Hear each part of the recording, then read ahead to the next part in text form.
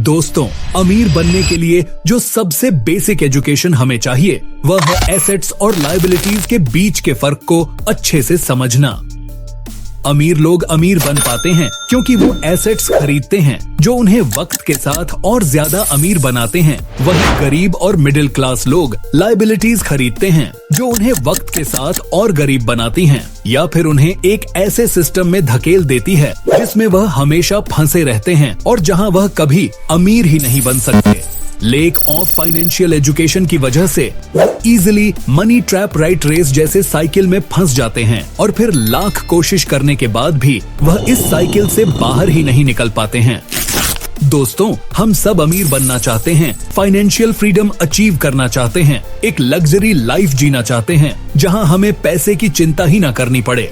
लेकिन प्रॉब्लम यह है कि हमें कभी सिखाया ही नहीं जाता कि आखिर हम स्टेप बाय स्टेप क्या काम करें कि हम फाइनेंशियली फ्री और अमीर बन सकें। रिच डैड पुअर डैड के ऑथर रॉबर्ट कियोसाकी कहते हैं कि अमीर बनना बहुत ही आसान काम है अगर आप एसेट्स बनाने पर ध्यान देते हो और लायबिलिटीज कम से कम रखते हो। एसेट्स वो चीजें होती हैं जो आपको पैसे कमा कर देती हैं, वहीं लायबिलिटीज वो चीजें होती हैं जो आपकी जेब से पैसे निकालती हैं। एग्जाम्पल के लिए, आपका घर जो आपको रेंट के तौर पर पैसे कमा कर देता है वो एक एसेट है, वहीं आपकी कार जो मेंटेनेंस और फ्यूल जैसे कई चीजों में पैसे खर्च करवाती है वो एक लायबिलिटी है। मिडिल क्लास लोग इसीलिए गरीब रह जाते हैं क्योंकि उनके जिंदगी का पहला मेजर इन्वेस्टमेंट ही एक लायबिलिटी होता है। वह अपने बचे हुए पैसों को बैंक में सेव करते हैं, जबकि दूसरी तरफ अमीर लोग अपने पैसों को सेव करने के बजाय उन पैसों से एसेट्स खरीदते हैं जो उन्हें फ्यूचर में और भी पैसे कमा कर देती हैं। साथ ही वह अननेसेसरी लायबिलिटीज नहीं खरीदते हैं ताकि उनका हार्ड अर्न मनी बेवजह बर्बाद ना हो जाए।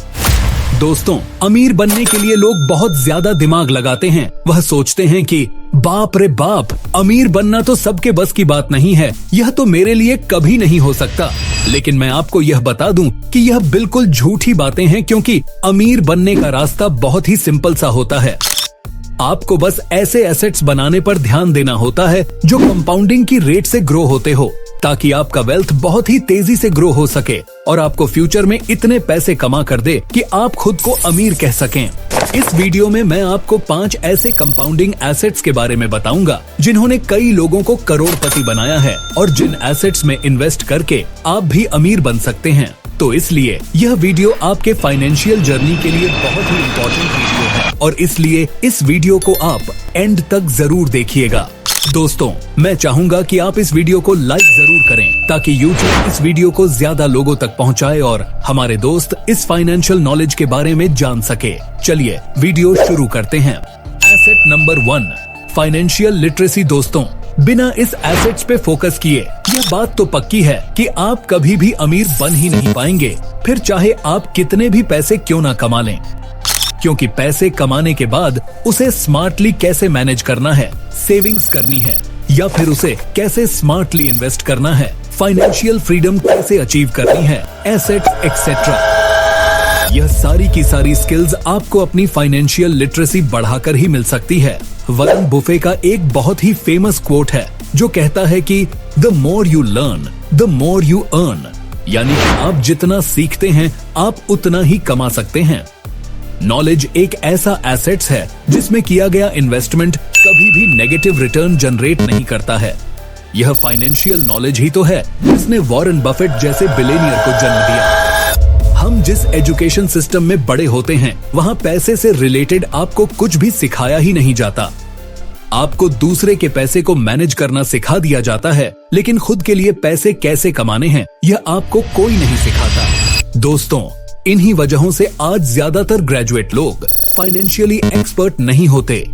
तो इस लाइन से रॉबर्ट कियोसाकी साफ साफ फाइनेंशियल लिटरेसी की ओर इशारा कर रहे हैं कि अमीर लोग मिडिल क्लास के लोग और पुअर क्लास के लोगों से अलग अलग तरीकों से पैसे कमाते हैं और अलग अलग तरीकों से अपने पैसे खर्च करते हैं।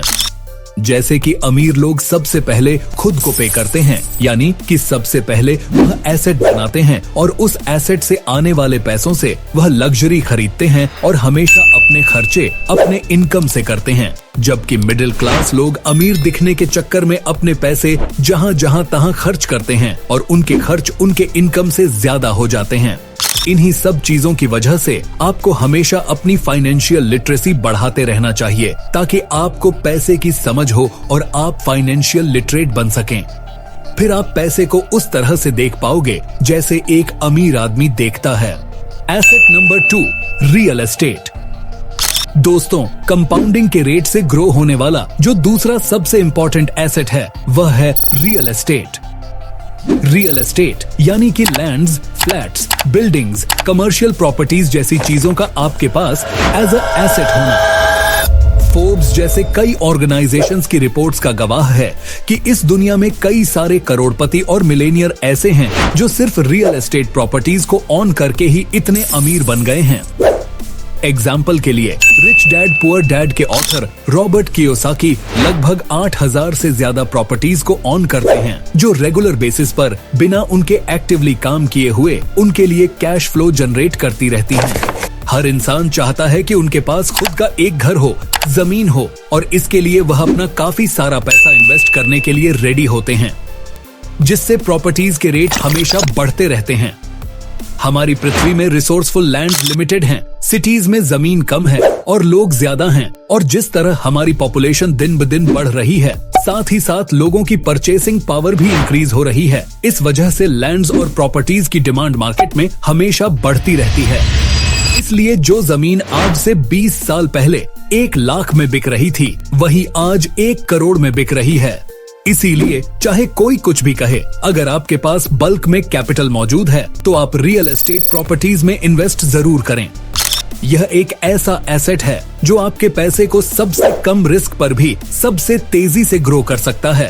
Asset number 3, REIT, real estate investment trust. दोस्तों, रियल एस्टेट में इन्वेस्टमेंट करने के लिए काफी पैसा चाहिए होता है, तो अगर आपके पास इतना पैसा नहीं है या आपके पास खुद से रिसर्च करने का समय नहीं है तो आप रीट का इन्वेस्टमेंट ऑप्शन चुन सकते हैं। रीट यानी कि रियल एस्टेट इन्वेस्टमेंट ट्रस्ट। ये एक तरह का फंड होता है जो दूसरे इंडिविजुअल इन्वेस्टर्स या इंस्टीट्यूशनल इन्वेस्टर्स से पैसा जुटाकर उस कलेक्टेड कैपिटल को बिल्डिंग्स, होटल्स, हॉस्पिटल्स, ऑफिसेज जैसे रियल एस्टेट प्रॉपर्टीज में इन्वेस्ट करता है। तो अगर आपके पास खुद से रिसर्च करने का टाइम नहीं है या आपके पास रियल एस्टेट में इन्वेस्ट करने जितना कैपिटल नहीं है तो आप रीट में इन्वेस्ट कर सकते हो।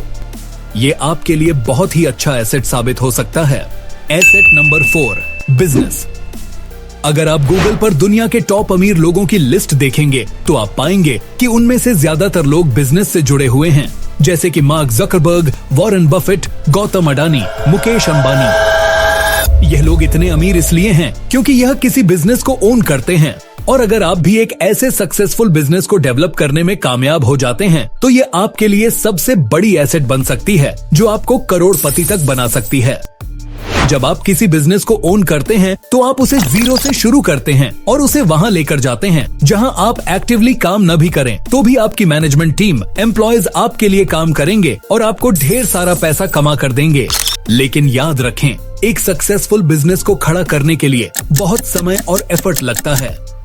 आप अपने हार्ड अर्न मनी का यूज करके एक साइड बिजनेस स्टार्ट कर सकते हैं, लेकिन अगर आप किसी नए बिजनेस को स्टार्ट नहीं करना चाहते हैं तो आप स्टॉक्स के थ्रू किसी पहले से ही चल रहे सक्सेसफुल बिजनेस में अपने पैसे को इन्वेस्ट कर सकते हो जो लॉन्ग टर्म में आपके वेल्थ को तेजी से ग्रो करेगा।